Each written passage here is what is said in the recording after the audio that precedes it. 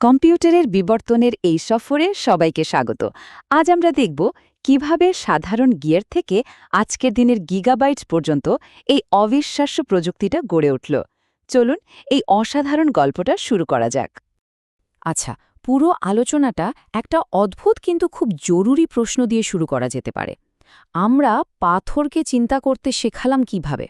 হ্যাঁ, ঠিকই শুনেছেন, পাথর। অবিশ্বাস্য মনে হলেও আজকের কম্পিউটারের সিলিকন চিপের মূল উপাদান তো বালি, যা আসলে এক ধরনের পাথরই। এই পুরো যাত্রার পেছনে যে মূল ধারণাটা কাজ করেছে সেটা হলো এক্সটার্নালাইজড কগনিশন। ব্যাপারটা কি? সহজ কথায় মানুষের নিজের বুদ্ধির কাজগুলোকে যন্ত্রের ওপর ছেড়ে দেওয়ার একটা চেষ্টা। মানে আমাদের চিন্তাভাবনার প্রক্রিয়াকে যন্ত্রের সাহায্যে আরও দ্রুত আর নির্ভুলভাবে করার যে ইচ্ছা, সেটাই কিন্তু কম্পিউটারের জন্ম দিয়েছে। আমাদের এই গল্পের শুরুটা কিন্তু হয়েছিল খুব বাস্তব একটা সমস্যা সমাধানের চেষ্টা থেকে। মানুষের হাতে করা গণনা ছিল খুবই ধীরগতির, আর তাতে ভুলও হতো প্রচুর। তাই প্রথম ধাপ ছিল চিন্তাকে যান্ত্রিক গিয়ারের মধ্যে বেঁধে ফেলা।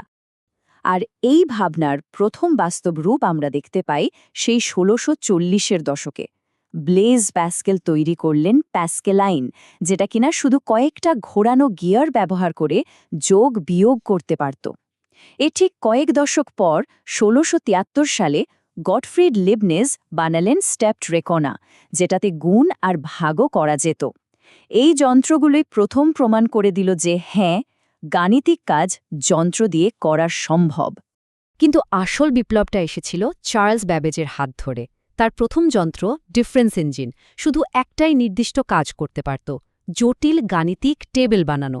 কিন্তু তার দ্বিতীয় পরিকল্পনা অ্যানালিটিক্যাল ইঞ্জিন ছিল এক কথায় যুগান্তকারী একটা ধারণা। ওটা ছিল একটা জেনারেল পারপাস যন্ত্র। ভাবুন তো, আজকের কম্পিউটারের মতোই তাতে ছিল স্টোর মানে মেমরি, আর ছিল মিল, যাকে আমরা এখন বলি প্রসেসর।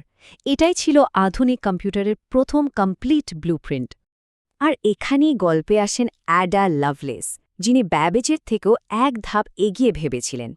তিনি প্রথম বুঝতে পারেন যে এই যন্ত্র শুধু সংখ্যা নিয়ে কাজ করবে না, বরং যে কোনো প্রতীক বা সিম্বল নিয়েও কাজ করতে পারবে। তার এই বিখ্যাত কথাটা একবার দেখুন। তিনি বলছেন, অ্যানালিটিক্যাল ইঞ্জিন ঠিক সেভাবেই বীজগণিতের নকশা বুনতে পারে যেভাবে জ্যাকার তাঁত ফুল আর পাতার নকশা বনে।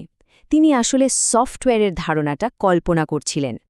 তো যান্ত্রিক যুগ থেকে এবার আমরা কম্পিউটারের একেবারে তাত্ত্বিক জগতে প্রবেশ করব।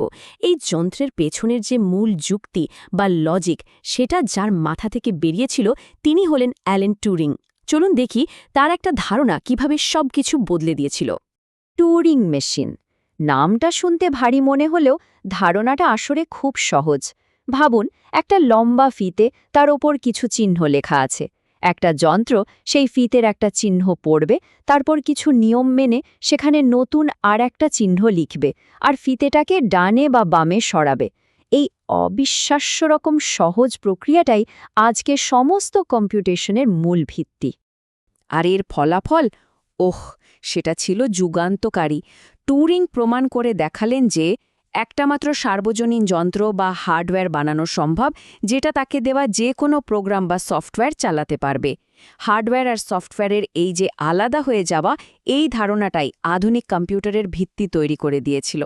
তত্ত্ব তো তৈরি, কিন্তু এই সার্বজনীন যন্ত্রকে বাস্তবে রূপ দেওয়ার পথে সবচেয়ে বড় বাধা ছিল এটা বানানোর উপাদান। এখান থেকেই শুরু হয় ইলেকট্রনিক যুগ, বা বলা যেতে পারে সিলিকন মস্তিষ্কের গল্প। একদম প্রথম দিকের কম্পিউটার, যেমন ধরুন ENIAC, চলত ভ্যাকিউম টিউব দিয়ে। এগুলো ছিল বিশাল আকারের, ওমশুন গরম হতো আর কথায় কথায় খারাপ হয়ে যেত। কিন্তু ১৯৪৭ সালে বেল ল্যাবসে ট্রানজিস্টরের আবিষ্কার এক মুহূর্তে সব কিছু বদলে দিল। সিলিকন দিয়ে তৈরি এই ছোট্ট, নির্ভরযোগ্য আর দারুণ কাজের যন্ত্রটাই হয়ে উঠল নতুন যুগের হিরো। এরপরে সবচেয়ে বড় লাভটা ছিল মাইক্রোপ্রসেসর। ৭১ সালে ইন্টেল বাজারে নিয়ে এলো 4004, যেটা ছিল পৃথিবীর প্রথম কমার্শিয়াল মাইক্রোপ্রসেসর। এটা হাজার হাজার ট্রানজিস্টরকে একটা মাত্র সিলিকন চিপের উপর বসিয়ে দিয়েছিল। যে জিনিসটা আগে একটা পুরো ঘর জুড়ে থাকত, সেটা এখন হাতের মুঠোয় চলে এলো। এই যে অবিশ্বাস্য দ্রুত উন্নতি, এর পেছনে ছিল মোরের সূত্র। সোজা কথায় প্রতি ২ বছরে একটা চিপের ওপর ট্রানজিস্টরের সংখ্যা প্রায় দ্বিগুণ হয়ে যাবে। এই স্লাইডের সংখ্যাগুলোর দিকে একবার দেখুন তো। ১৯৭১ সালের ২৩০০ থেকে বেড়ে ২০০০ সালে সেটা দাঁড়ায় ৪,২০,০০,০০০। ভাবা যায়? এই দ্রুত বৃদ্ধিই আমাদের প্রযুক্তিকে এত এগিয়ে নিয়ে গেছে। কিন্তু এত ক্ষমতা শুধু বড় বড় ল্যাবে বা কোম্পানিতে আটকে থাকলে তো চলবে না।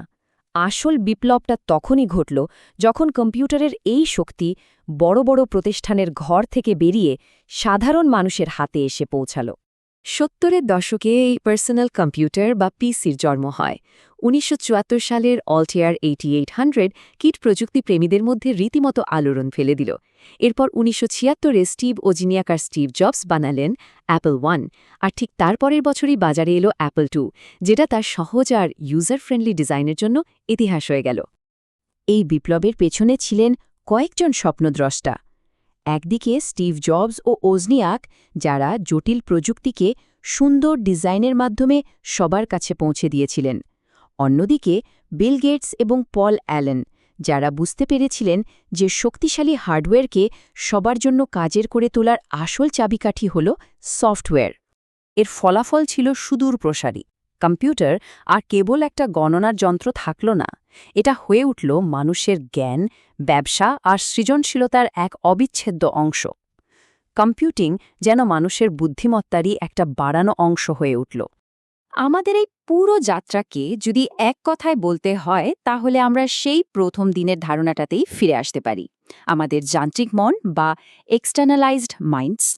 গিয়ার থেকে শুরু করে সিলিকন পর্যন্ত এই কয়েক শতাব্দীর যাত্রায় আমরা আমাদের স্মৃতি আর যুক্তি দুটোই যন্ত্রের হাতে তুলে দিয়েছি।